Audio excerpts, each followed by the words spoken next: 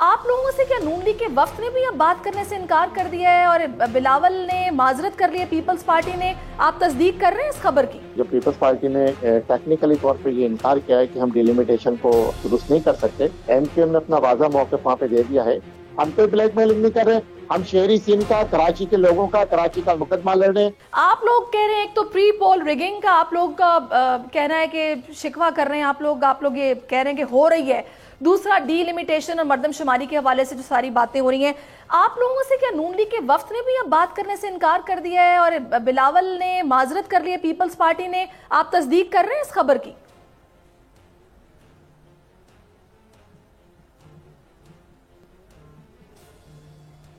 नहीं है। 2 दिन पहले जो मुलाकात हुई थी उसमें एक्चुअली वो नून लीग के जो वज़रा का जो वफ्द आया था फेडरल गवर्नमेंट का, वो जो है वो खुसूसी तैयारी से आया था और शायद वो रात देर पहुंचा था। तो पहले से 1 दिन पहले शेड्यूल था कि जो मीटिंग होगी पीडीएम की वो बिलावल हाउस में होगी, जरदारी साहब की सदारत में।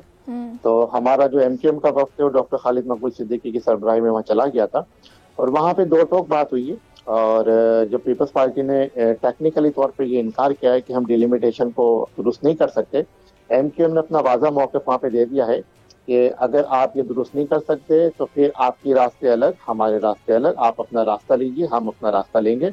ये डॉक्टर खालिद मकबूल सिद्दीकी कन्वीनर एमक्यूएम मुत्तहदा कौमी मूवमेंट ने भरपूर तरीके से वहाँ पे अपना मुद्दा बयान कर दिया है। अब मेरे ख्याल में कोई लचक नहीं है एमक्यूएम के मौक़िफ़ में।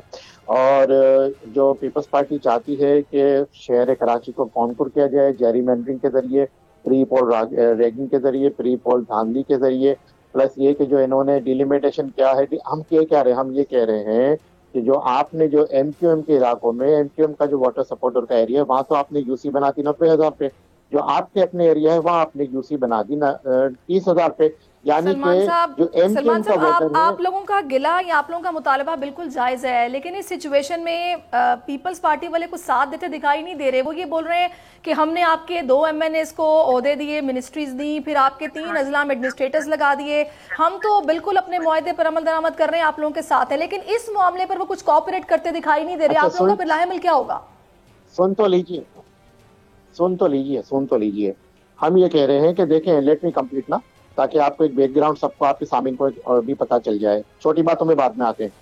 अब जो है एमक्यूएम का वोट डालेगा 90,000 की यूसी पे और पीपल्स पार्टी का वोट डालेगा 30,000 पे, यानी कि 90,000 की 1 यूसी एमक्यूएम जीतेगी और 3 यूसी जो है 30,000 की पीपल्स पार्टी जीतेगी। ये गैर इंसाफी हुई है जो कि एमक्यूएम इसके ऊपर सदाए तेजस बुलंद कर रही है। जब हम माहिदे में गए थे, हमने माहिदे में पहली शर्त ये रखी, तो 5 माह से एमक्यूएम पीपल्स पार्टी को कह रही है, गारंटर को कह रही है, वजीर आजम को कह रहे हैं, शहबाज शरीफ को कह रहे हैं, मौलाना फजलुर रहमान को कह रहे हैं, जरदारी साहब के पास गए, बिलावल को कह रहे हैं, सीएम को कह रहे हैं कि आप इसको ठीक कर लीजिए, लेकिन वो करने को तैयार नहीं है। अब वो कह रहे हैं कि दिन कम रह गए, इलेक्शन कमीशन का दबाव है। तो बाबा पहले भी हम तो 5 माह से आपको कह रहे थे। सलमान साहब, मुझे वो वक्त भी याद है जब रहमान मलिक साहब आया करते थे आप लोगों को मनाने के लिए। बार रहा हो चुका, आप लोगों ने एतमाद किया, उन्होंने आप लोगों के बकौल आप लोगों को डिच किया, कई मुआहदे हुए, फिर उन पर अमल दरामद नहीं हुआ, यही रोना रोया जाता है। और अब ये कहा जा रहा है, ये इल्जाम है आप लोगों पर कि आप लोग इस टाइमिंग बड़ी मैटर करती है, आप लोग ब्लैकमेल कर रहे हैं या फिर आप लोग किसी के कहने पर ये सब कुछ कर रहे हैं, कुछ ऐसे इल्जाम भी लग रहे हैं। जितनी बातें आप कह रहे हैं ये सिर्फ इल्जाम है, ब्लैकमेलिंग कोई नहीं हो रही। हम अपना हक मांग रहे हैं जो माहिदे के तहत किया गया था। एज फार एज क्या तक ये बात पीपल्स पार्टी कह रही है कि हमने वज़रा बना दिया, हमने मुशीर बना दिया, हमने माविन खसूसी लगवा दिया, स्टैंडिंग कमेटी का चेयरमैन बनवा दिया, ये तो रूटीन के मैटर है। जब कोई सियासी जमात किसी कोalition में जाती है तो उसमें होता है, जैसे हम पीटीआई के साथ थे, उसमें भी हमारे जो है वो 2 वज़रा थे, हमारे स्टैंडिंग कमेटी के चेयरमैन थे। हाँ, पीपल्स पार्टी को तकलीफ है कि हम सूबा सिंध में उनकी काबीना में शामिल नहीं हुए। जो एडमिनिस्ट्रेटर्स की ये बात कर रहे हैं, अब जाके इन्होंने एडमिनिस्ट्रेटर गवर्नर की कोशिशों के बाद, वजीर आजम की इंटरवेंशन के बाद दिए हैं। हम तो ब्लैकमेलिंग नहीं कर रहे, हम शहरी सिंध का, कराची के लोगों का, कराची का मुकदमा लड़ रहे हैं और पीपल्स पार्टी को शहर कराची पे कब्जा नहीं करने देंगे। ये फुल एंड फाइनल है। अगर आपको ये वीडियो पसंद आई हो तो सब्सक्राइब कीजिए और बेल आइकन जरूर हिट कीजिएगा।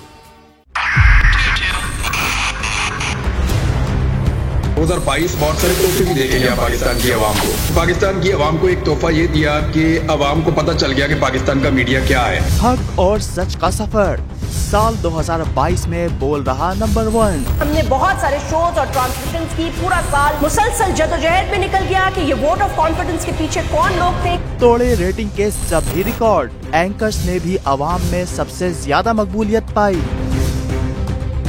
और सोशल मीडिया पर भी बोल रहा सब पर भारी। सब्सक्राइब करें और बेल दबाएं ताकि कोई खबर रह न जाए।